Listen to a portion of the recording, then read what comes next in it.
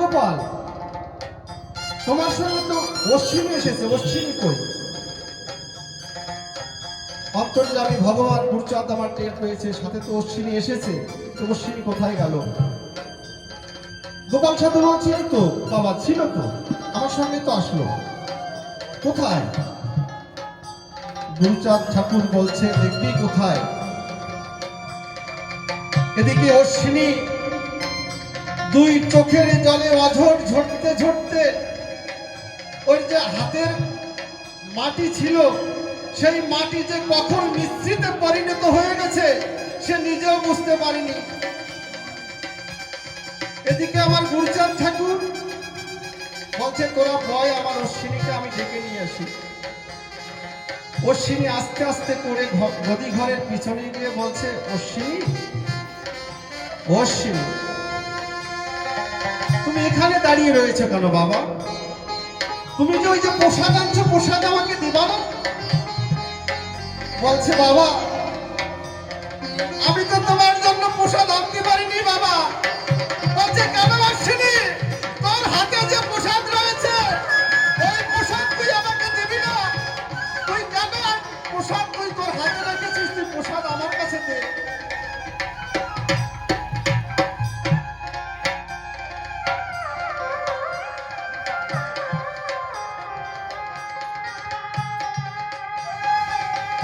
এবার গুরুচাঁদ ঠাকুর সেই প্রসাদ নিয়ে যত ভক্তরা ছিল তাদের বলছে, রে এই দেখ আমার গুরুচাঁদ অশ্বিনী প্রসাদ নিয়ে এসছে, এই প্রসাদ তোরা সবাইকে বিলি করে দে।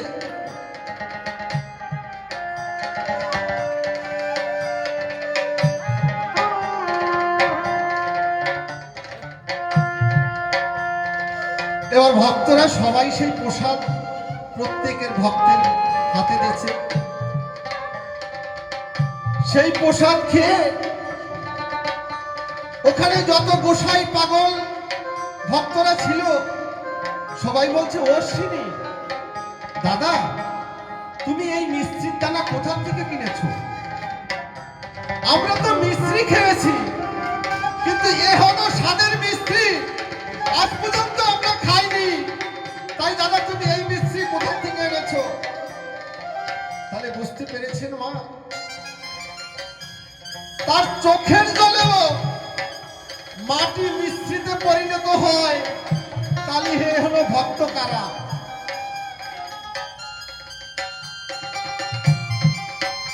তাই তাদের দুই একজনের ভাগ্য হয়েছে, আমার গোলক, তারক, মহানন্দ, এদের ভাগ্য হয়েছে বাবা।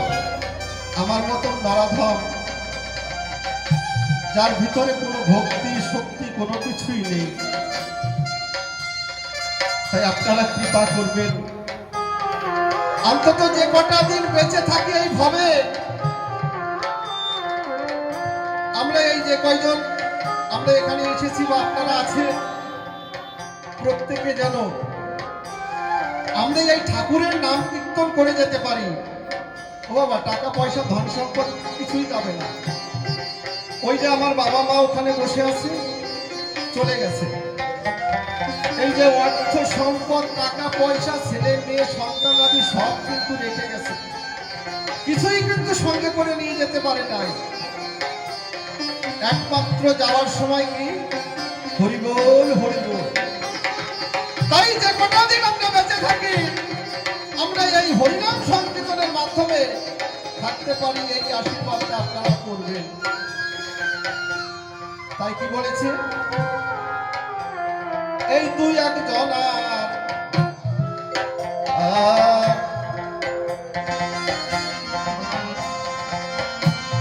যোগে ভাগে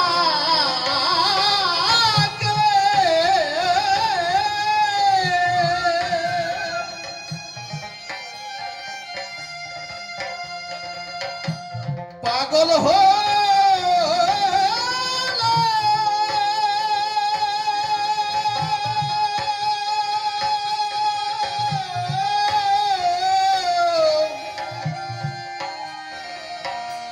সেই ঢেউ লেগে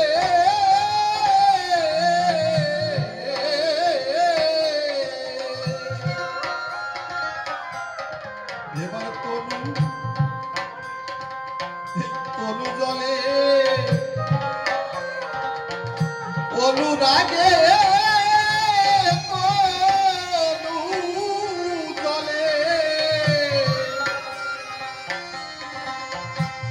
এবার তনু জলে অনুরাগে প্রেমানন্দে মৃত্যু করে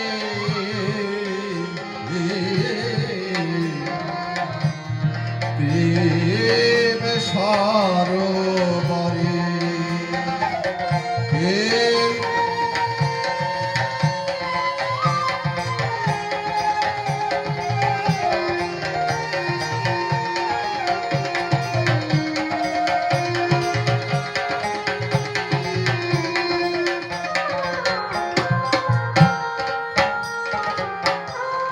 ঢেউ লেগেছে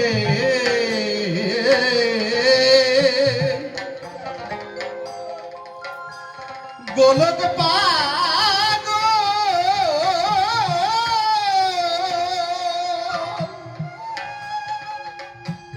তার মুখেতে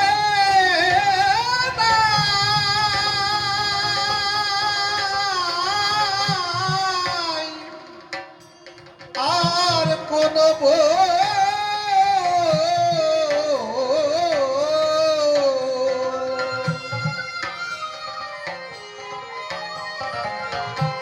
ঢেউ লেগেছে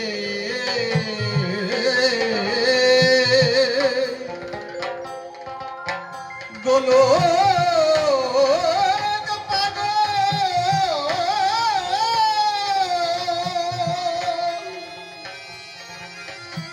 মুখেতে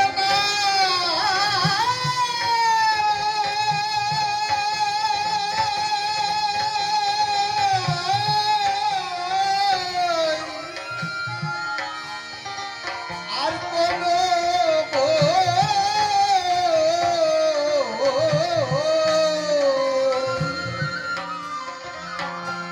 এবারে জয় হরি বল বাবা শুধু জয় হরি বল আর কিছু নেই মুখে বল এবারে জয় হরি বল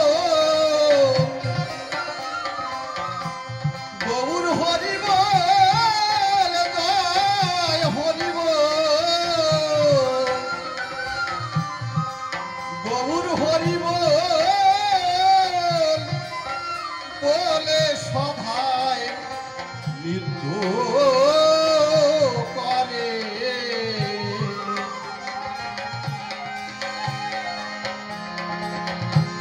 প্রেম সরোবরে কেউ যদি ঢেউ ধরতে পারো প্রেম সরোবরে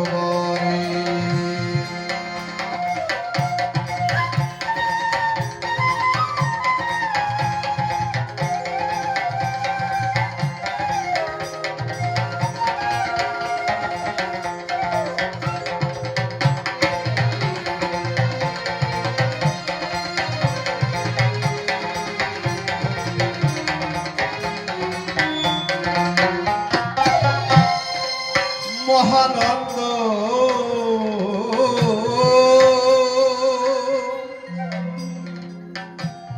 সেই ঢেউ ধরি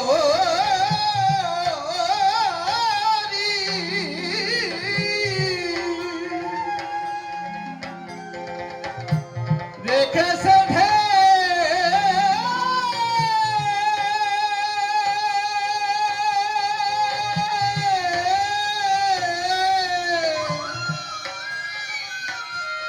এই হৃদয় পুরী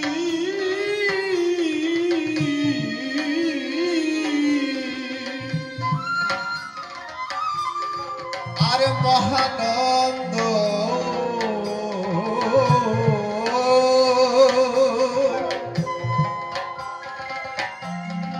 সেই ঢেউ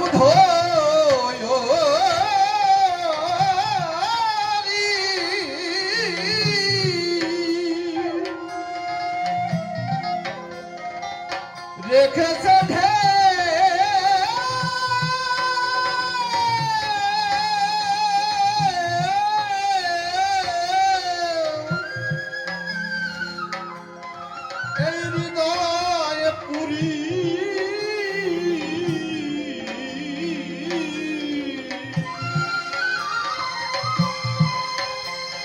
এবার মাতাইল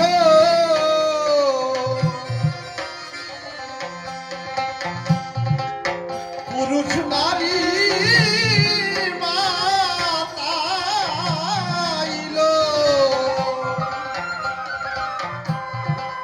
পুরুষ নারী অশ্বিনী তুই মাতলি নারে প্রেম সরোবরে কেউ যদি ঢেউ ধরতে পারো প্রেম সরোবরে কেউ যদি ঢেউ ধরতে পারো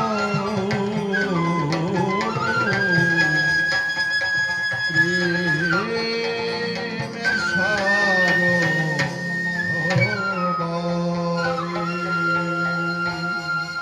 জয় হরিবোল, জয় হরিবোল, হরিবোল, হরিবোল। ধন্যবাদ শিল্পীকে। আমরা পবিত্রকে আরো সুযোগ দেব, এক এক করে সবাইকে দিই। সত্যি জগৎ সংসারে জন্মিলে মরিতে হইবে, এটা চির সত্য।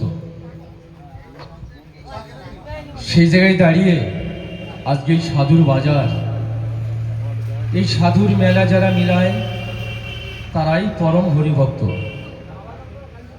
আমরা তো সবাই উপলক্ষ, আমরা শুধু উপলক্ষ। পরম হরিভক্ত না হলে তার বাড়িতে হরিভক্ত আসে না। যে মানুষটি আমাদের মধ্যে 12 বছর আগে ছিল, এখন নেই, সেই মানুষটিও হরিভক্ত ছিলেন, হরিভক্তের সঙ্গ করতেন। এমনি হরিভক্ত ডেকে এনে এই মাটিতে সাধু সঙ্গ, হরিসঙ্গ, হরিভক্তের সঙ্গ করতেন। তো এবারে আমরা ডেকে নেব আমার দাদা রবীন বিশ্বাস। এবার মঞ্চে উপবিষ্ট হবে রবীন বিশ্বাস।